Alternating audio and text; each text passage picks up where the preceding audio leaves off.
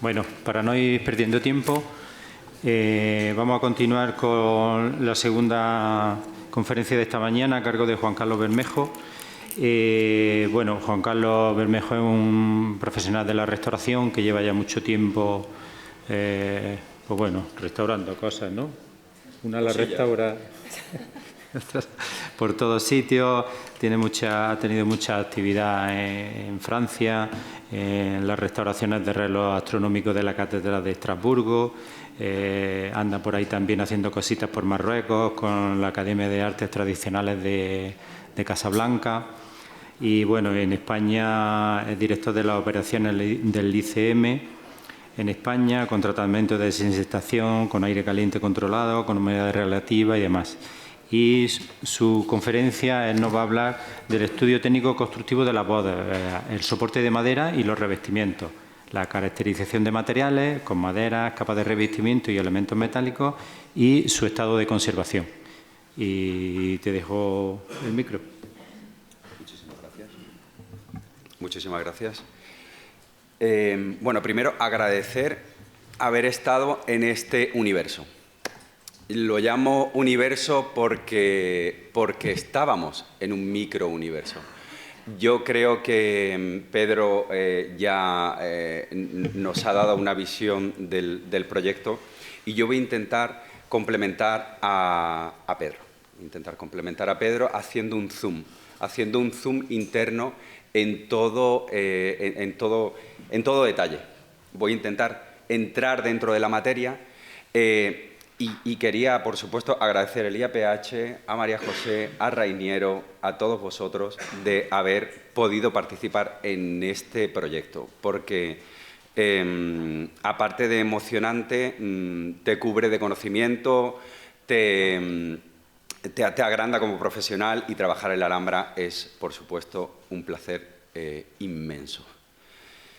Es un proyecto interdisciplinar. No he estado solo en ningún momento. Todos hemos estado arropados, inter y multidisciplinar, que ha sido lo más importante. Hemos estado lloviendo, nevando, con frío, con calor bajo esa macroestructura de Pedro y han sido muchísimos meses de trabajo in situ. Vamos a atacar un título que tengo que es enorme, con muchísima materia y voy a ser escueto. Os quiero enseñar imágenes bellas. Os quiero llenar los ojos de cosas que no solo hay dentro de la Alhambra, sino acceder a un planeta un poquito más grande.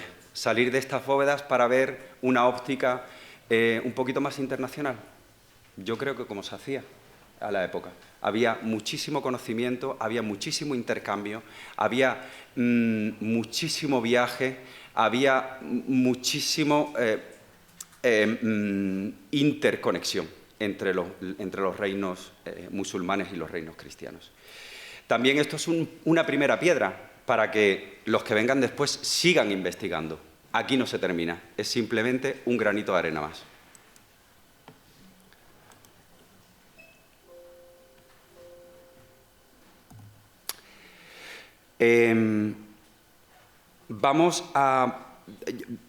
Hemos creído que, como tengo tantísima materia, vamos a hacer un pequeño esquema para entrar en cada uno de los capítulos. Primero, vamos a meternos en el tema de la madera, el soporte orgánico y cómo viaja desde un árbol hasta una obra, que creo que es una fase que olvidamos muchísimo y que es importantísima. Después, una posible teoría, después de los estudios que hemos realizado, de una intervención de carpinteros de ribera o carpinteros marítimos. Vamos a introducirnos también en la técnica constructiva de cada una de las tres bóvedas, la caracterización de los materiales empleados, el estado de conservación antes de la intervención realizada y unas pequeñas conclusiones.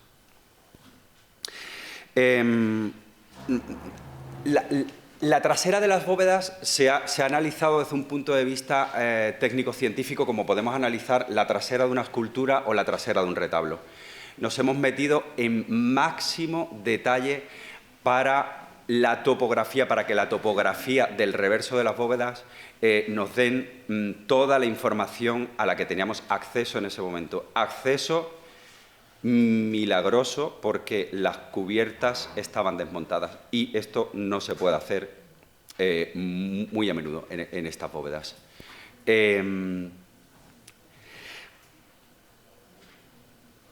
Cuando el tronco de la madera se corta, cuando los carpinteros de bosque, los taladores están en la madera, es importante saber que hay una manera de almacenar la madera en el bosque, para que la madera no le entren insectos, no se pudra. Y aquí tenemos una bella imagen de una acequia que conectaba con una serrería en la Sierra de Peñagolosa. Es importante ver los troncos, ver cómo están en el bosque antes de llegar de la obra. La corteza, la conexión con el suelo, cómo se seca un tronco, entrar dentro de la anatomía de la madera. Creo que es importante. ¿Por qué? Porque esto nos va después a dar muchísimos datos de cómo la madera ha sido puesta en obra después en las bóvedas, una vez cortada y despiezada. En este grabado del 1493 de la ciudad de Ulm, vemos cómo la madera llega a la ciudad por flotación.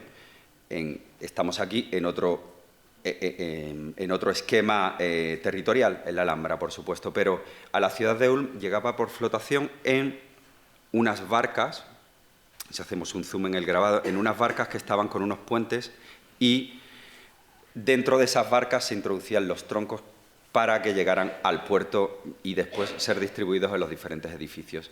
Probablemente la madera que llegó aquí a la Alhambra llegaban de los bosques cercanos, de las riberas cercanas, también por medio fluvial, por una parte, y por medio terrestre.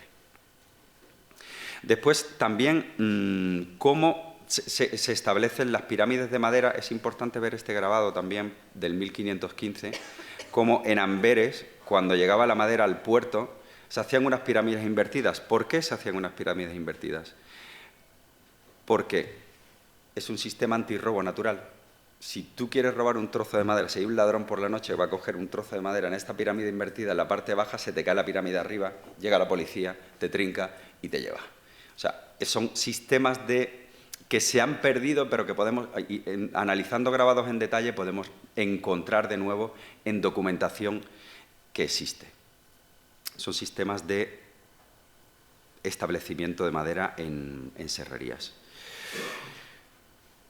Si entramos en la fase del despiece, hay un despiece que es por sistema de cuñas, que después de la Revolución Industrial, bueno, más bien dicho, a partir de final del siglo XVI, en Holanda, entra el primer molino industrial para cortar madera. El sistema de cuñas es un sistema muy inteligente que nos va a hacer que después la madera no se deforme con el tiempo. ¿Por qué?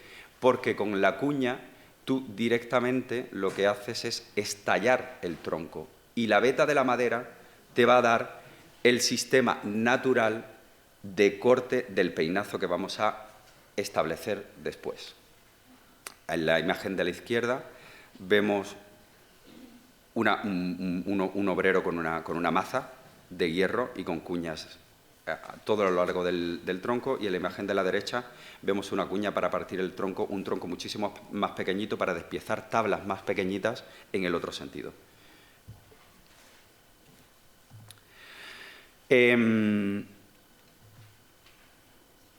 ¿Por qué utilizaban en la época los artesanos este tipo de despiece, el despiece con cuñas? Porque el coeficiente de deformación es el mínimo.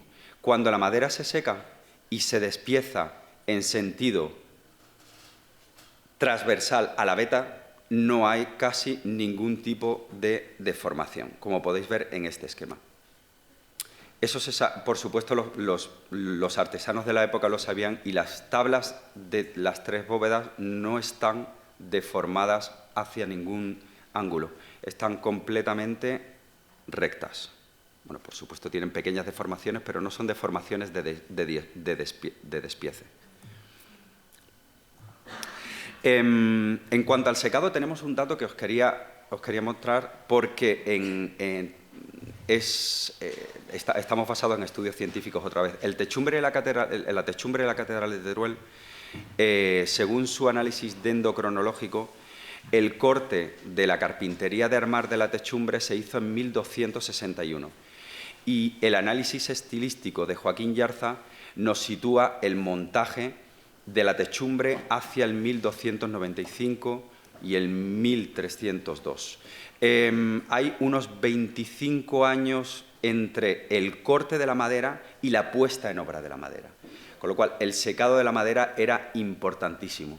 Antes las cosas no se hacían como se hacen ahora, evidentemente no había revolución industrial, no había sierras mecánicas, había un conocimiento del oficio que hemos perdido.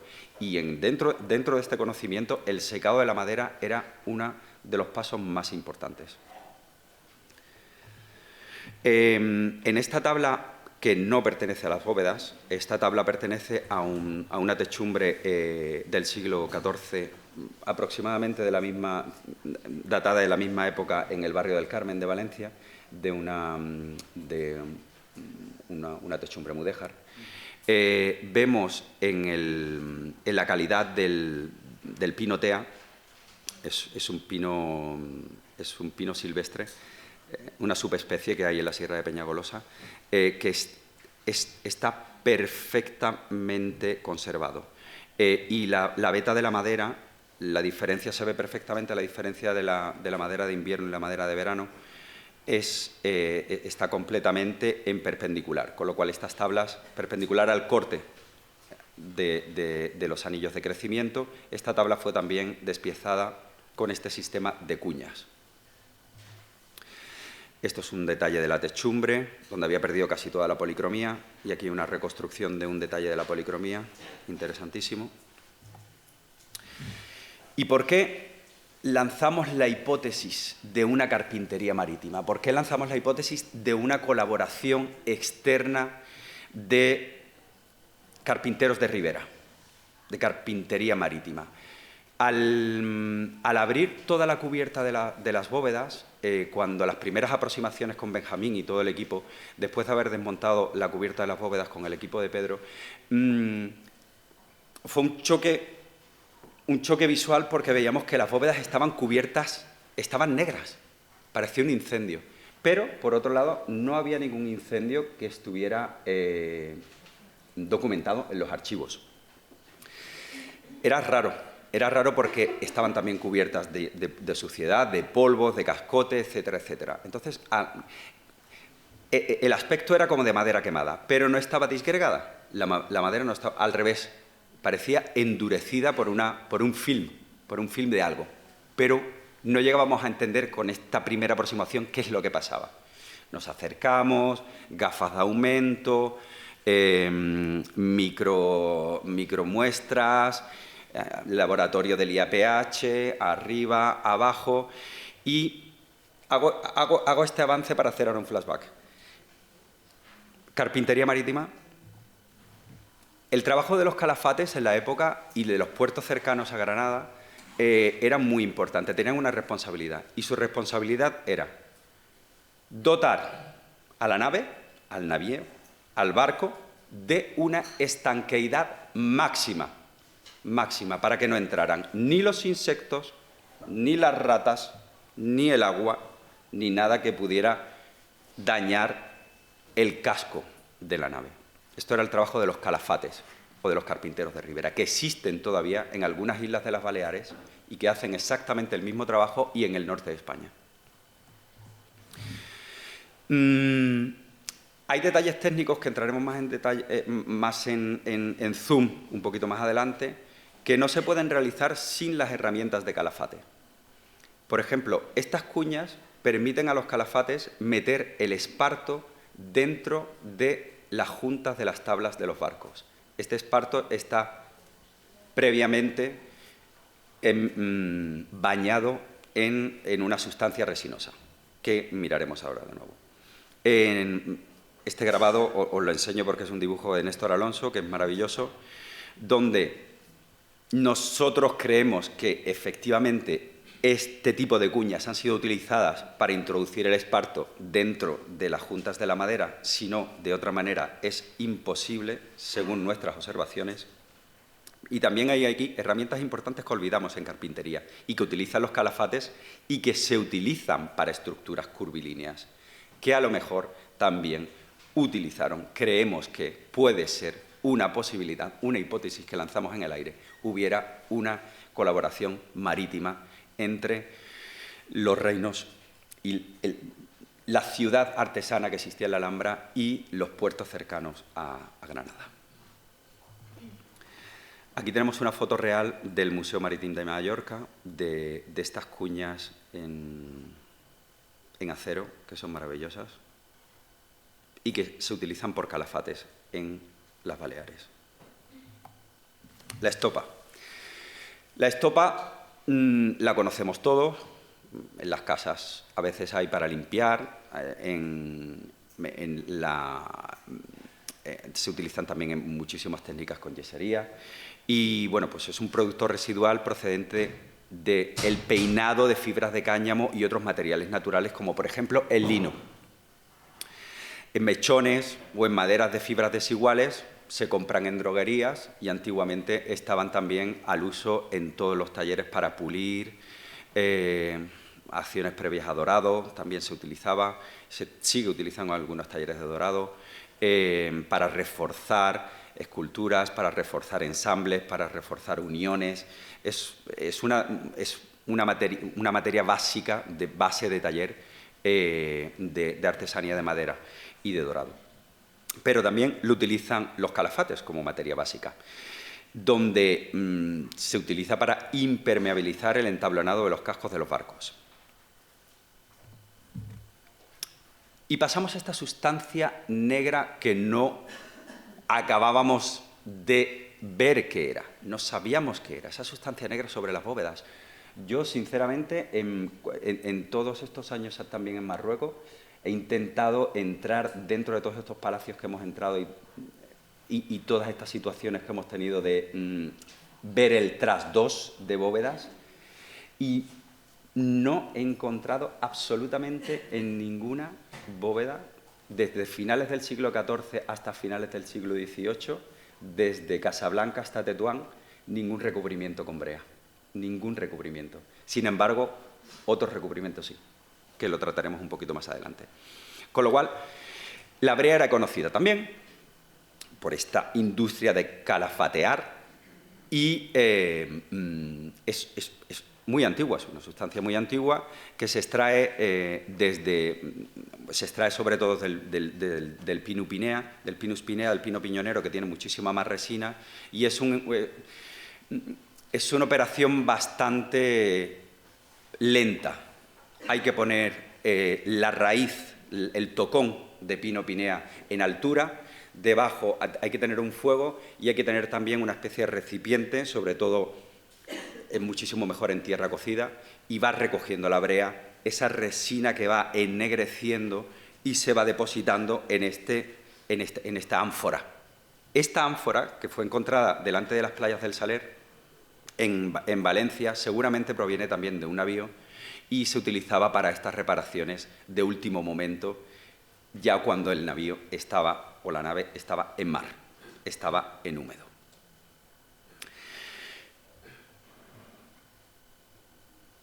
Esta ánfora procede del Museo de Prehistoria de Valencia. La estopa. Decimos estopa, pero es una fibra. Podía ser otra cosa, o podía ser una intervención tardía, o podía ser algo que viene de otras intervenciones en las bóvedas. Pero, bueno, gracias a los análisis del IAPH y al compañero Víctor Menguano, nos indica en el informe interno que esta muestra que se recogió en una de las bóvedas es pasta de gramíneas constituida por fibras vegetales de esparto, algodón y fibras madereras. En resumen, estopa. La brea.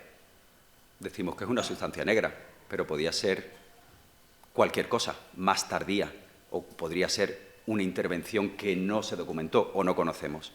Marisa Franquelo, dentro de este mismo informe, nos indica: dicha sustancia negra aplicada en el reverso de la bóveda es un compuesto de naturaleza resinosa, con toda probabilidad una resina de pino. Pasamos a la técnica constructiva. La técnica constructiva de las bóvedas, teníamos una base de Contreras que hemos desmontado. Hemos desmontado, ¿por qué? Porque somos privilegiados, porque nos hemos podido acercar, porque nos podíamos acercar a muchísimo más a todo lo que es el reverso de las bóvedas, y hemos entrado en una dimensión muchísimo más macroscópica que pudieron entrar en su época. Podríamos llamar esta bóveda una bóveda encamonada, apoyada en una estructura cuadrada con 4 estribos y 4 tirantes, insertada en un edificio. Las bóvedas son completamente autónomas. Esta terminología no me la invento yo.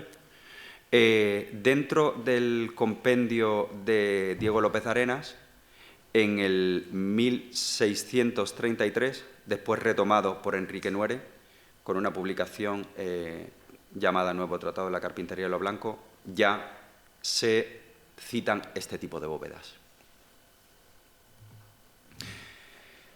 Estas bóvedas no solo existen en este tipo de bóvedas.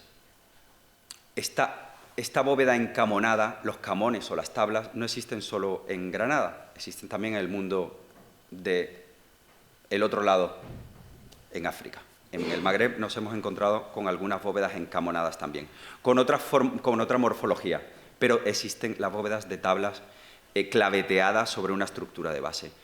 Aquí estamos en la fuente de Ben Slimane, uno de los 7 santos de Marrakech. Este es la bóveda interior de la fuente, donde tenemos una serie de tablas claveteadas con una incisión a muy bajo relieve y con una policromía directa.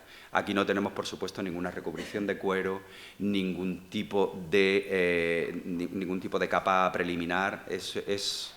Tenemos la madera con una capa de minio muy fina, sin ningún tipo de preparación blanca, y encima de la capa de minio se trabaja la policromía con pigmentos orgánicos y con diferentes detalles con hoja de estaño. Pero bueno, aquí era más que nada para enseñaros otro tipo de bóveda encamonada o entablillada en el Magreb. En esta bóveda también, dentro del palacio de Cassou Agafé, en la Medina de Marrakech, encontramos una bóveda encamonada de tabla claveteada, no por el reverso, sino por el anverso en la estructura de base. Esta bóveda está recubierta de yeso por la parte trasera y es más tardía, son 100 años más tarde, pero sí que hay bóvedas recubiertas de yeso por la parte trasera en el Magreb existentes todavía. Y además, muy bien conservado.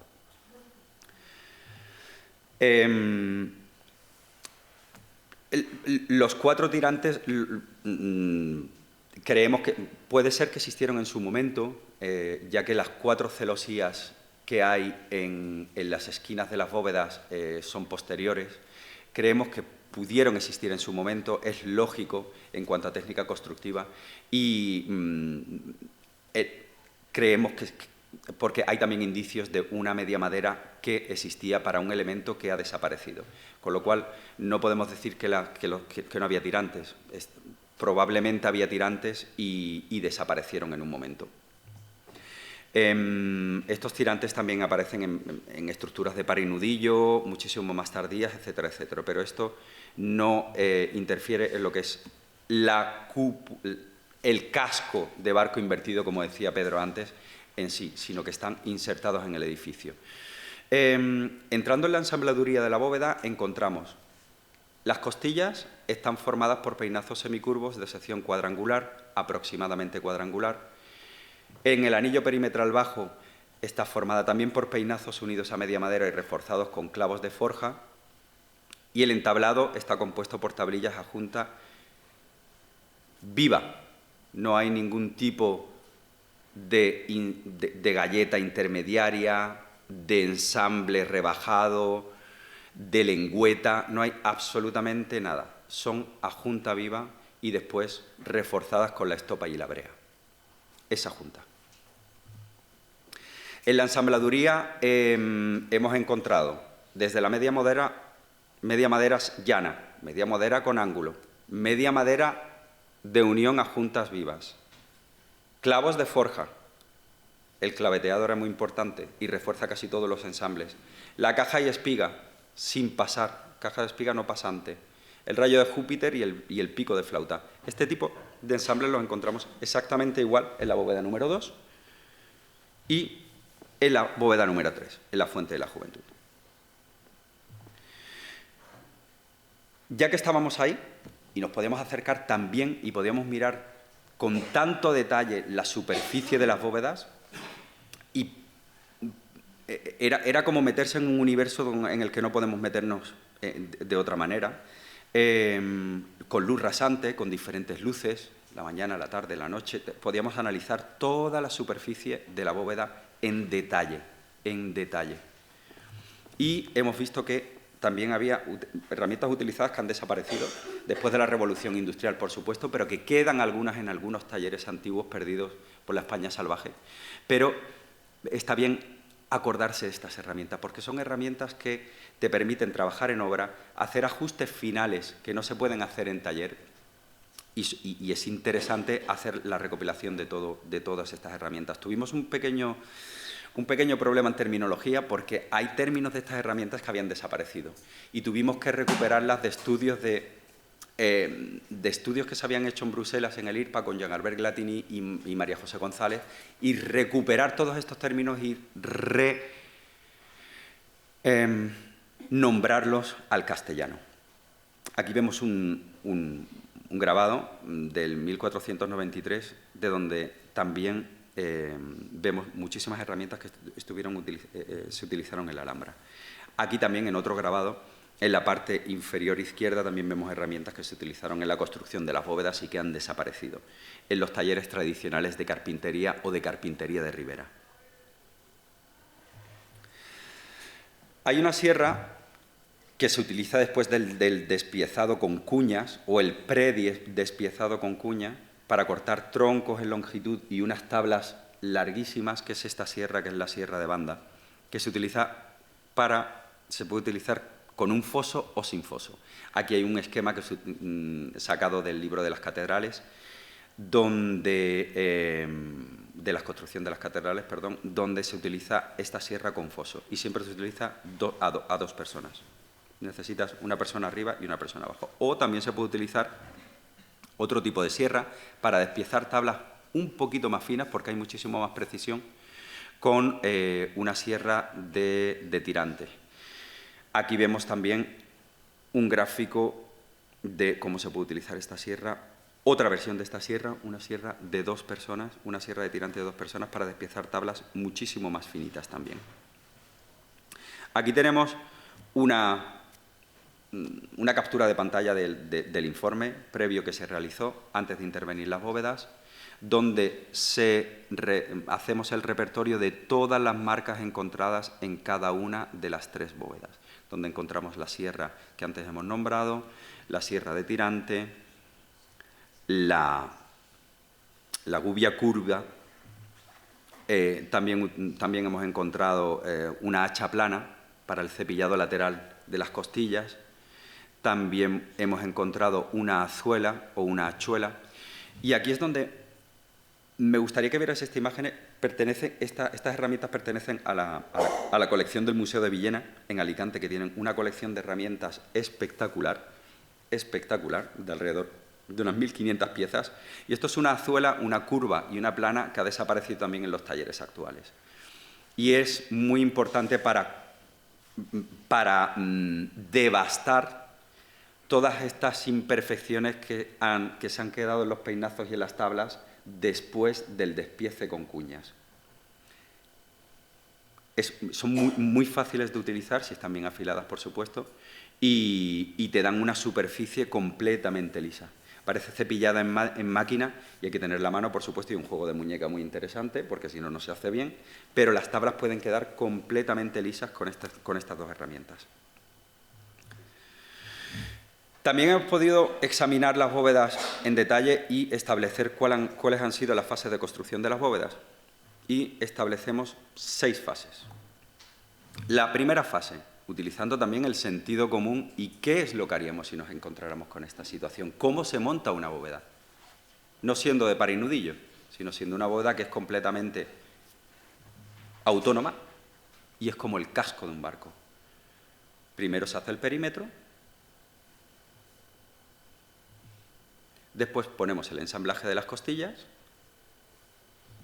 después entablamos la parte central de la bóveda, en el entablado de la parte central de la bóveda me parece interesante esta imagen porque cuando se eliminaron todos los estucos de las pieles se veían perfectamente las formas de las tablas en el anverso de la bóveda, que no se ve desde abajo.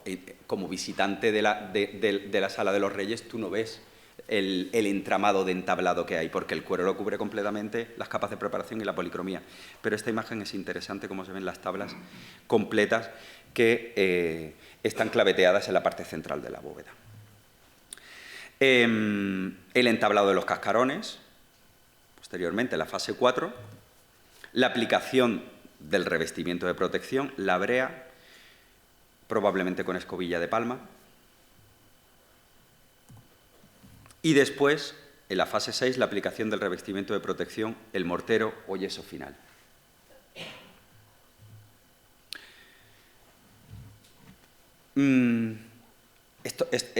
Todos estos materiales fueron analizados, por supuesto, en los laboratorios del IAPH en Sevilla y fue una base científica para probarnos que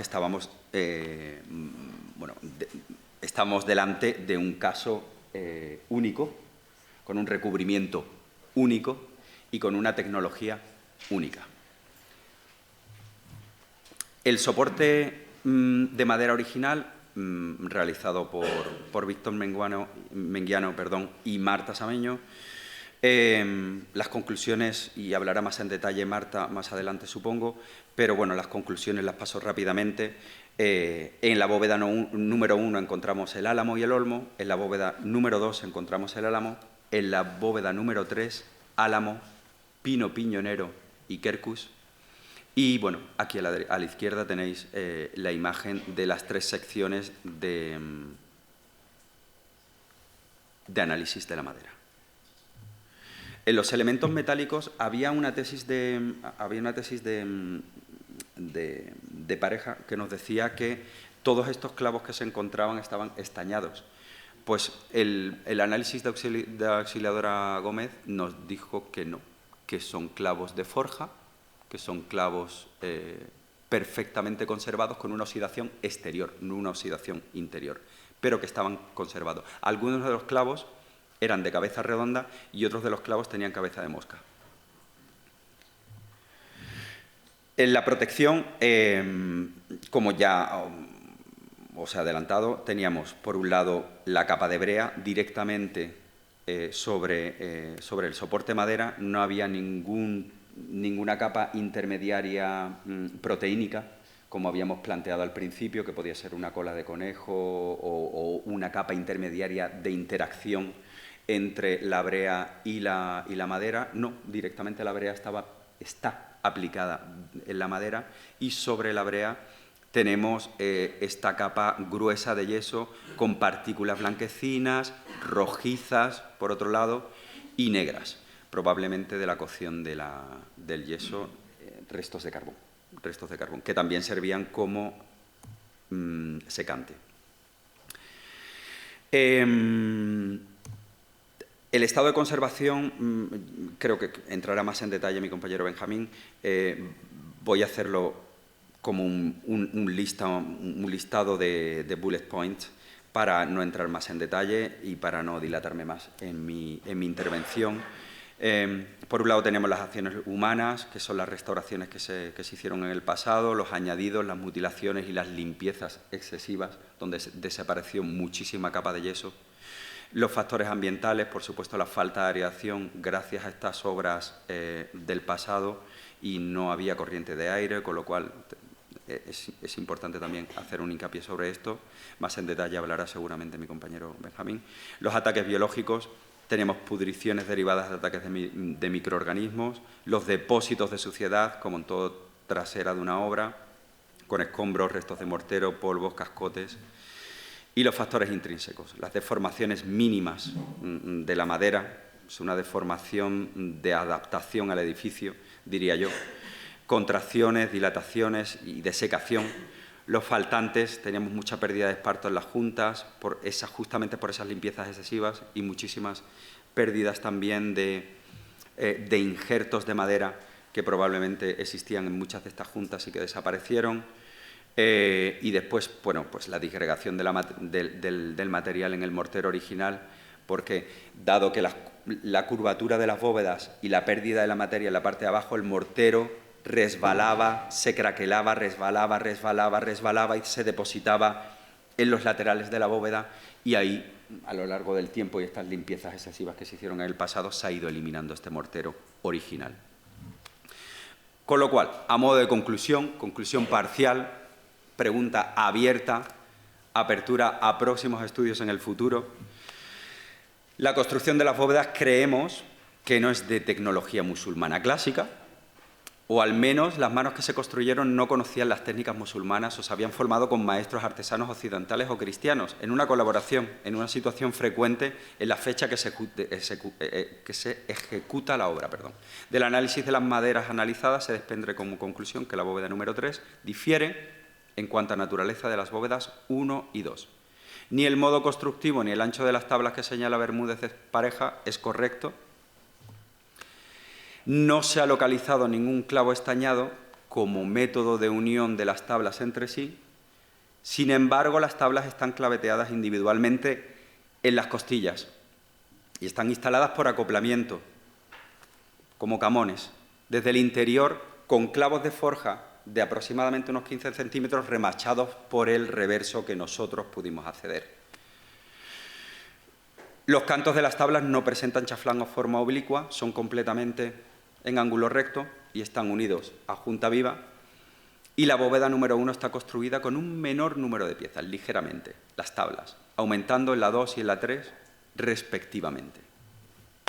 Aunque no tenemos certeza absoluta de la originalidad de los revestimientos que presentan los reversos de las bóvedas, certeza absoluta, todos los análisis realizados apuntan que se aplica como protección contemporánea a la construcción, como elemento regulador, por supuesto, de la humedad, el protector contra insectos, microorganismos y también ignífugo.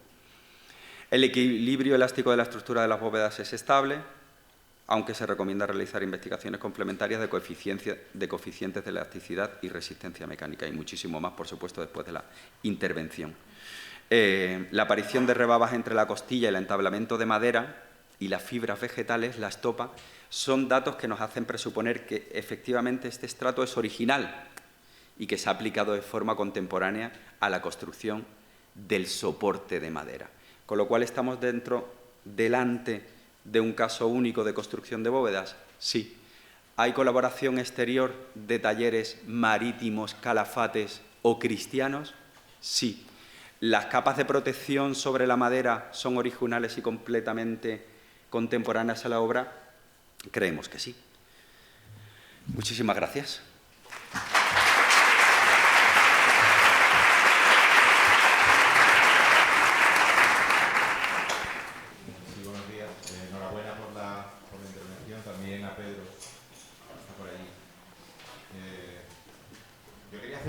Porque se escucha pena.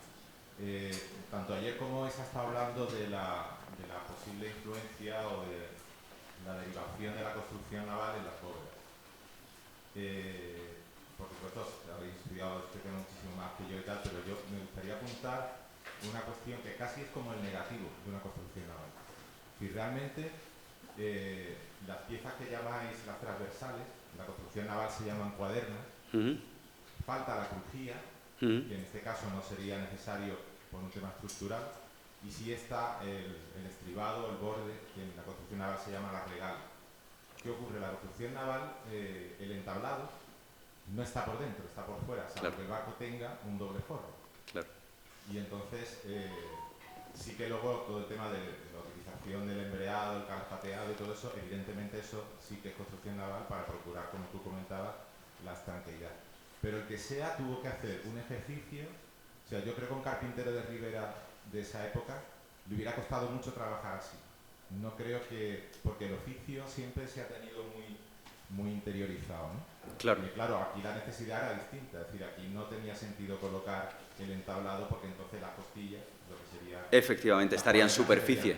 Claro, aquí utilizó eso y claro. no sé si en cualquier caso hubiera utilizado la crujía, que es la transversal, que es como la columna vertebral. Lo que vemos son como costillas en el cuerpo humano y la crujía es la columna vertebral. Exactamente. Entonces, bueno, sí que sé que hay, sobre todo por la forma, ¿no? Que tiene una forma como de barca, y no sé también por la forma de la barca, porque no sé si sabes que dependiendo del mar donde se navega, el barco es distinto. Por ejemplo, Colón fue a América en una carabela portuguesa porque era un barco para el Atlántico. No se podía navegar con un barco del Cantábrico y mucho menos con uno del Mediterráneo. Y cada barco tiene su forma adaptada a... Y esa forma se parece más a una carabela portuguesa que a un barco del Mediterráneo con el que desde aquí de esta geografía se tiene más relación. No digamos ya con el tema, ya si nos vamos más a barcos de Mallorca o del Mediterráneo de la zona de Valencia, ¿no? Entonces, bueno, lo apunto simplemente un poco, pero me llama la atención, porque yo también venía dándole vueltas un poco a este tema. Sí. Y veo eso, que casi es un poco como un negativo, ¿no? Como un negativo. Pero bueno, indudablemente sí que tiene cierta influencia, ¿no? Simplemente era apuntar. Muchísimas gracias. Es interesantísimo, pero yo creo que aquí creemos que aquí hay justamente eso, una colaboración. Vamos a hablar cómo va a ser esto, tomándose un té. Vamos a ver qué pasa aquí. Esa colaboración sí que creemos que existía, porque no es una bóveda de construcción de madera con ensambladuría y técnica matemática árabe, musulmana de origen. Aquí hay una colaboración de alguna manera. En la superficie, el encamonado de las tablas, hemos estado allí tomándonos el té y diciendo, no, las tablas a mí es que no me convienen por fuera, a mí me convienen por dentro porque lo voy a recubrir después de cuero. Hay una colaboración, es evidente, en la Alhambra, en un terreno de crisol de culturas y tecnología artesana. Es lo que creemos.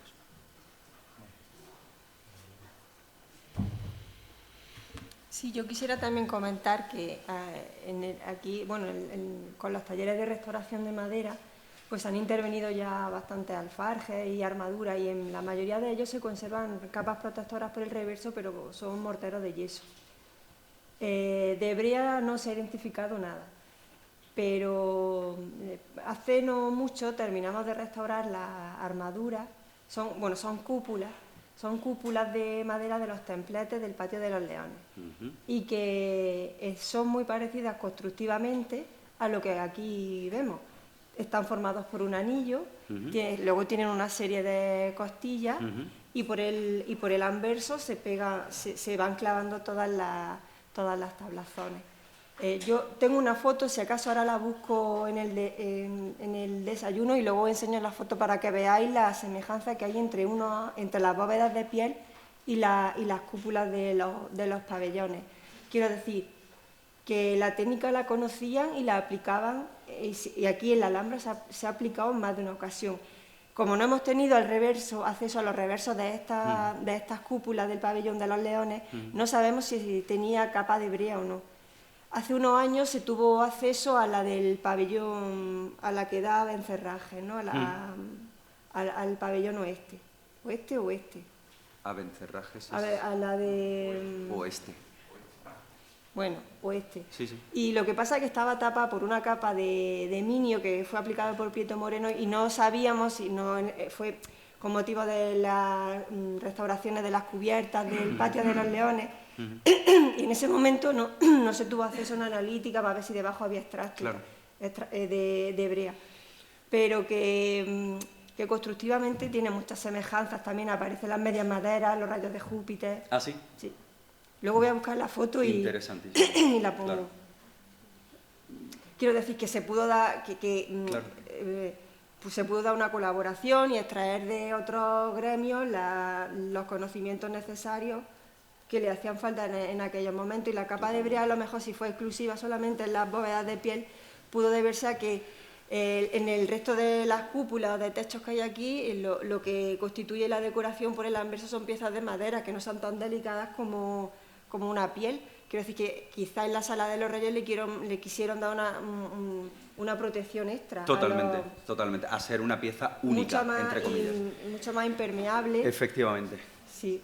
Efectivamente. Y luego, bueno, aparte de todas estas cuestiones más técnicas, de analítica y tal, no sé, quisiera preguntarte también si tú piensas que este tipo de bóvedas se pudieran construir previamente en taller y luego trasladar, porque eso es también importante a la hora de pensar de cómo todo esto pudo llevarse a su sitio y construirse, ¿no? O sea, que se construyeran en taller, porque el resto de armaduras y de alfarjes que se construyen aquí en la Alhambra se construyen en taller por unidades como por módulo y luego se terminan de montar in situ.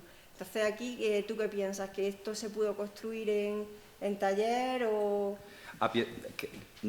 Bueno, a pie de obra, pero en el suelo me refiero. Sí, efectivamente. Yo creo que según las observaciones y utilizando la lógica de la tecnología de construcción de una bóveda, si yo me pongo mañana a construir una bóveda en mi garaje, ¿cómo lo haría? O cómo creo que debería de hacerlo para tener los ensambles en su sitio, para no subir peso arriba y para no deformar esa estructura que yo subo arriba a una altura importante. Lo haría en diferentes fases. Creemos que aquí también se hizo de la misma manera. Por supuesto, las capas de recubrimiento se dieron arriba, con la brea semicaliente en ánfora y después con el yeso semilíquido, y se esparció y se pasó con una llana después. Sobre las costillas no encontramos yeso, según recuerdo. Es sobre tabla, no sobre costilla. Pero la brea sí que está sobre toda la superficie. Una capa muy, muy, muy fina, y además se nota la escobilla, cómo se puso. Está tan fresco que se nota la escobilla, cómo se puso la brea en semicaliente. El ánfora se calienta abajo, se la sube para arriba el artesano y le empieza a poner la brea poco a poco con la escobilla de palma. En cuanto a terminaciones, en cuanto a estructura, yo veo en dos fases la estructura. Yo veo una estructura que se sube con las costillas y el anillo perimetral y después se forra cuando está en el anverso. Se va forrando poco a poco, poco a poco. Es lo que haría yo. Además, la madera de peralejo o de olmo es una madera muy ligera. No pesa nada, no pesa absolutamente nada, con lo cual se puede subir.